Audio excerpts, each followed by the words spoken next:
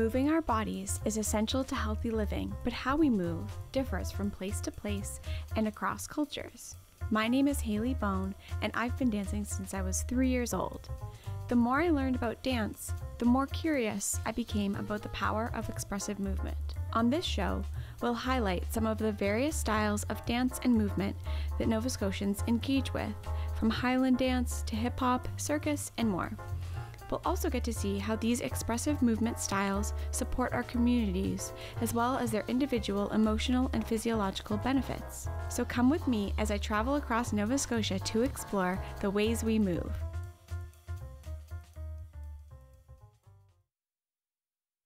This week, I venture north to Iona, located on the shores on the island of Cape Breton. Like so many places in Nova Scotia, this area became home to the Scottish diaspora of the 18th and 19th centuries. I'm here at the Highland Village Museum to find out about the styles of movement they brought with them across the Atlantic: Highland dancing and step dancing. My guest this week is Sabra MacGillivray.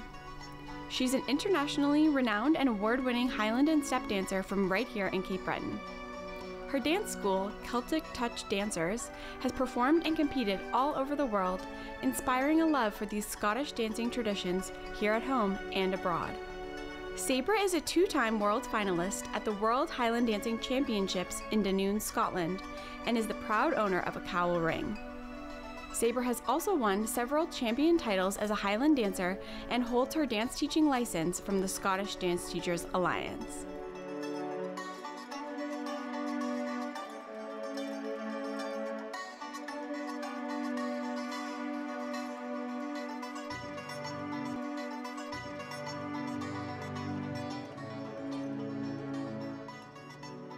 So Sabra, why don't you tell me a little bit about how you got started with dancing and your connection to this kind of dance? Well, I started Highland dancing when I was probably about 4 years old.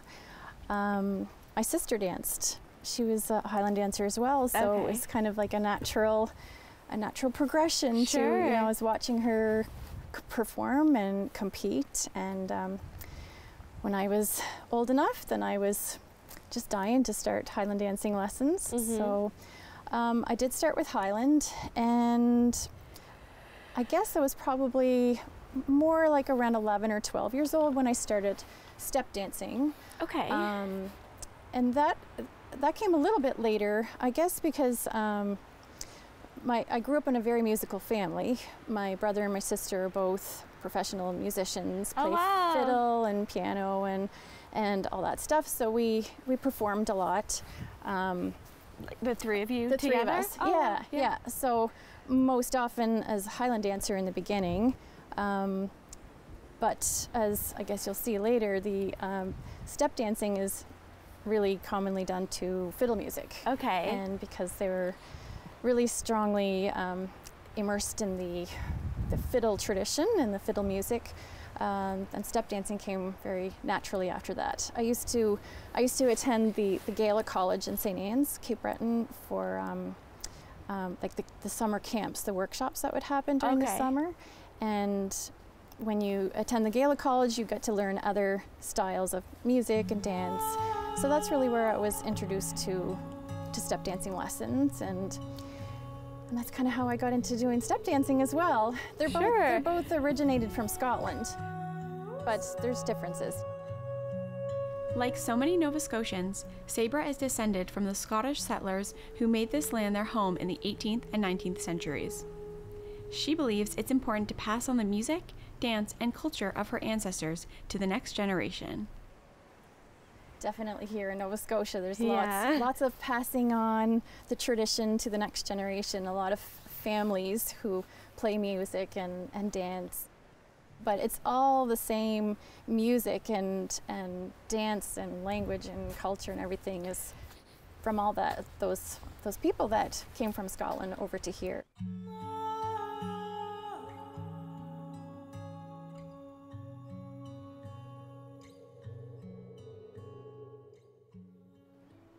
You do Highland dancing and step dancing. Yeah. And do you have a favorite between the two, or do you love both of them equally? I love both of them equally.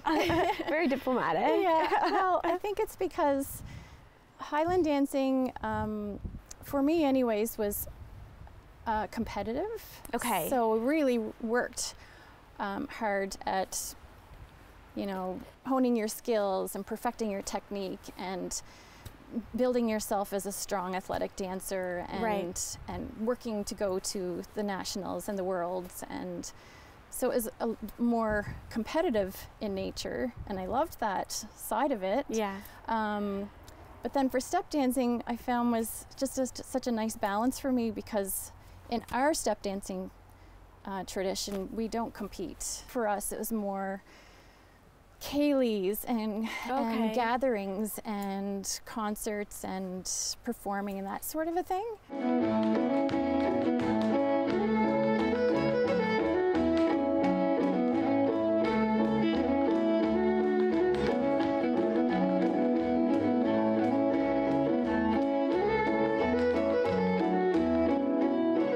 I just felt like it was always such a good balance for me to have the competitive side and the non-competitive side. So it's just a bit more relaxed. And also, like with Highland, the steps are a bit more structured, or a lot more structured. So you have certain steps that you learn for certain dances. Mm-hmm. In step dancing, can be a little bit more free, and you can kind of swing into whatever step you feel suits the music. So or a little bit less like structure compared to Highland, and it also feels like more tied into the community, and like the ceilidhs and that sort of thing, rather than the intense competitive like forms. Yeah, for sure. There's a little bit, the transmission is a little bit different from how you pass on the steps, and you know, you might just see someone doing a step and then you jump up and try to do that step, and then you might put your own little twist on it. And, cool. With step dancing. And then in Highland, in my experience anyways, it's just a bit more, you know, working on perfecting those steps, the technique of it, the pointing, the stretching, the turnout, the elevation, and probably due to it being competitive. Yeah. So, yeah, for me it was really great to have the balance between the two. Sabra received her dance teaching license from the Scottish Dance Teachers Alliance in 1992, and after beginning a career as a registered massage therapist, started her dance school, Celtic Touch Dancers, in the year 2000. I was 16 when I started teaching. Oh, wow. So that's kind of, at the time, that's when you could get your license to teach Highland dancing. So were you teaching while you were still like competing in that part of your career? Yeah. If you go beyond that and you go to the point of becoming a judge, then at that point you can't compete anymore. Right. At a certain level. But yeah, I was definitely teaching and competing at the same time for probably a good decade. Oh, wow. Around that time. Yeah. So you started teaching when you were 16. Yeah. And then you said you started your school. Yeah. Well, I guess when I was 16, I was still at home. Right. So I was teaching in Antigonish. In Antigonish, exactly. Yeah. So I was teaching at home. I was going to university shortly after that. So that was through high school and university. And then I went to Halifax for about 4 years. I went to get my massage therapy diploma. Right. So yeah, that's why I went to Halifax, and then I taught there. I never stopped teaching wherever I went. So I went to Halifax and I kept teaching there.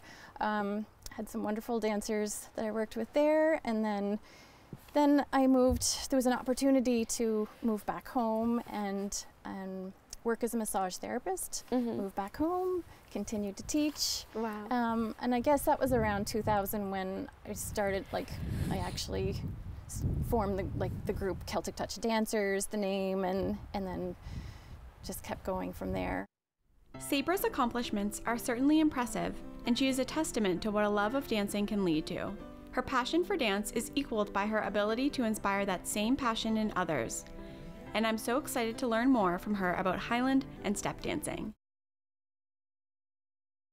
This week on The Ways We Move, I'm in Iona at the gorgeous Highland Village Museum to speak to Sabra MacGillivray about Scottish Highland and step dancing. She shares her experiences of dancing for Nova Scotia at the Scott Dance Canada Championship. So Sabra, you've had a really impressive career, years of competing and performing. What have been some of the highlights in both Highland and step dancing? I would say one of the highlights for Highland dancing for me definitely was dancing at the Edinburgh Tattoo in Scotland. Wow. Yeah, that was hugely memorable.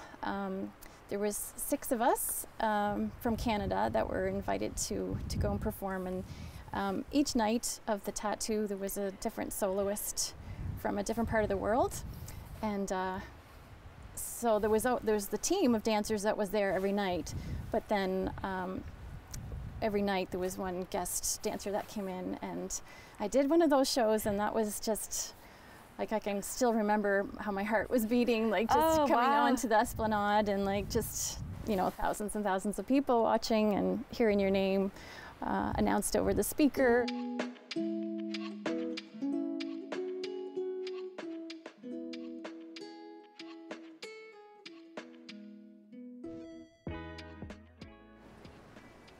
I was fortunate enough to be able to compete in Scotland a few times.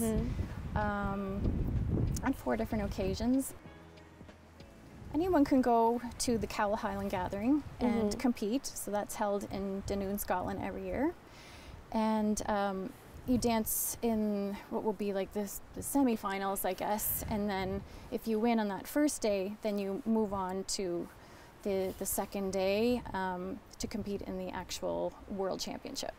So I was lucky enough to have done that a couple of times. Yeah. And yeah, so the awards for that, there's a Cowal medal. You get a medal if you win in a dance, and some people get their medal turned into a ring, which I did with the medal that I won at the World. So it's just kind of a nice souvenir to have. And so you have that like Cowal ring. Yeah. Oh, that is a good memento. Definitely. Yeah. Very good memories.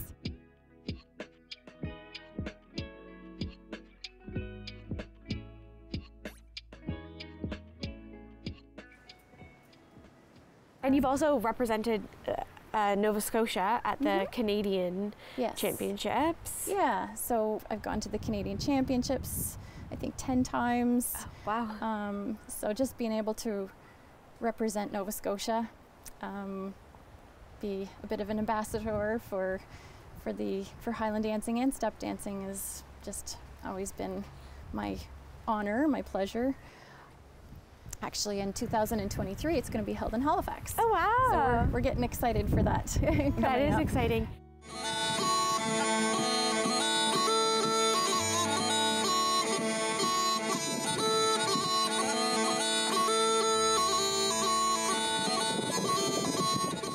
So, Sabra, you've had such an impressive career yourself, and now you have your group, Celtic Touch Dancers, and I believe you said your daughter, Ruby, is also a Highland dancer. She is, yeah. She's 9 years old now, and when I was teaching in my basement in my house, she'd be there beside me, right from being in a swing to competing now. So she competes in Highland dancing, and she step dances as well.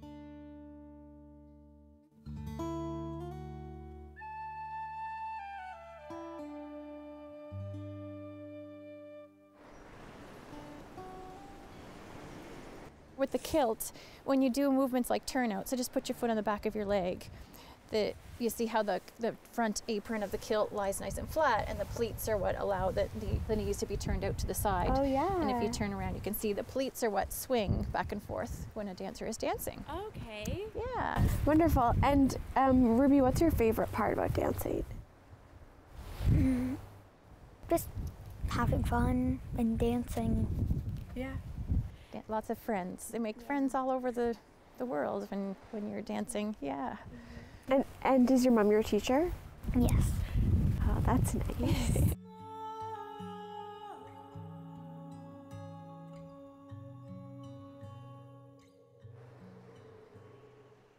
So in this dance, there's a lot of kicking actions.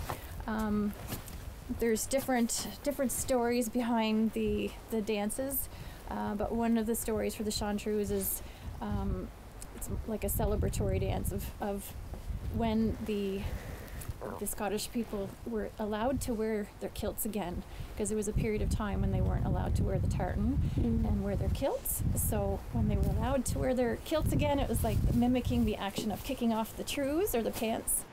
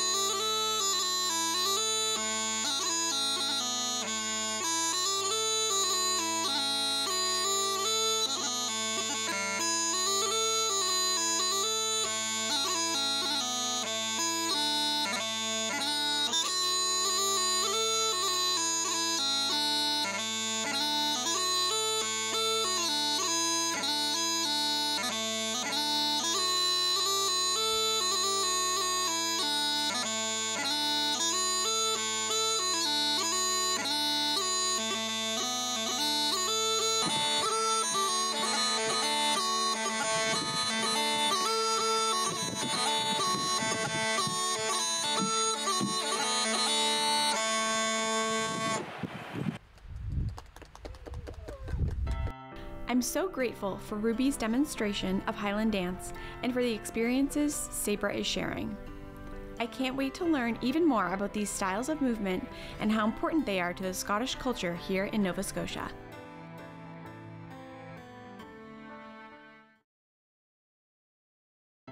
Welcome back to The Ways We Move, where this week I've been chatting to Sabra MacGillivray about Scottish Highland and Step dancing.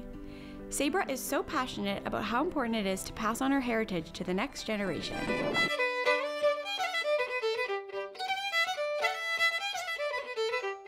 That's really, really important for me. I think that's probably why I still teach and why I still perform, because I just feel like it's so important to pass it on to the next generation. Right. And keep the culture going. And if we don't do that, then there could be some pretty amazing styles of dance that we might lose if we don't pass it on. So I think any of us who are teachers and feel that that's really important. And even like raising your children in the tradition as well, like teaching, but also in your own family. Yeah, there's a natural passing it on. There's a natural, like, almost like you're passing a torch. Passing a torch, yeah. It's, well, they're immersed in it. It's an immersion for them, you know, and it's, you know, before you even realize they're singing the tunes, like around the house. Passing on this part of her culture means more to Sabra than just teaching dance techniques. It's fully a part of her life and the life of her family. She sings in Gaelic as well. Oh, wow. And she's learning to play the fiddle from my sister. So, I mean, it's all about passing it on and keeping that love of the culture going, and hopefully we can encourage the next generation to keep going, and they'll pass it on, and then they'll pass it on. Yeah. Yeah. Keep it alive. It feels good right now. I feel like there's a lot of, there's a resurgence. You know, there's a big effort of getting the youth involved through whether it's fiddle music or Gaelic or step dancing, and going to square dances. There was a square dance just about a month ago, and it was like all young people. Oh wow! And it was like, oh wow, there's, you know, this is really, really good for the next generation to keep passing it along and keep it alive and well. Absolutely. Yeah. I have had such a great time talking to Sabra about Scottish Highland and Step dancing, and the passion she has for her culture is palpable. I couldn't wait to jump in and start dancing with her.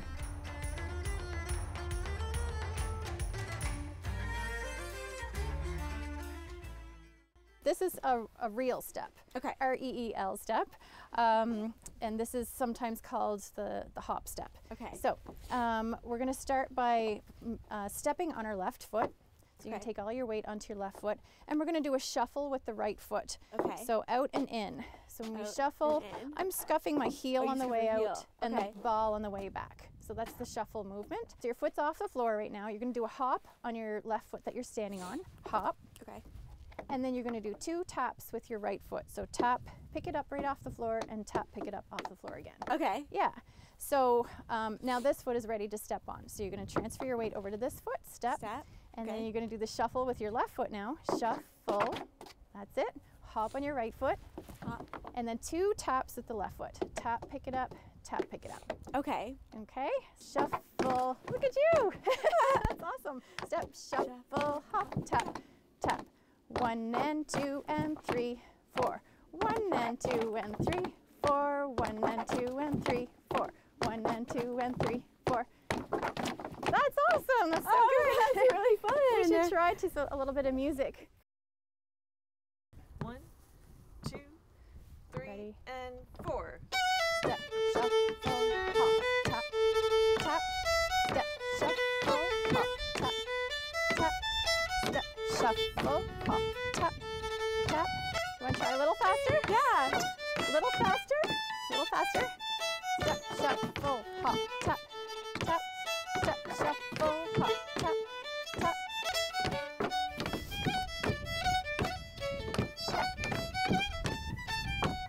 Oh, very good. That's really fun. You're a natural. You're a That's good awesome. teacher. Wow. On a cold and blustery day here in Cape Breton, I was so honored to be joined by so many people who shared their passion for traditional Scottish dancing and music with me. I was especially interested by how the culture is kept alive by being passed from generation to generation. We had a great time here at the Highland Village Museum.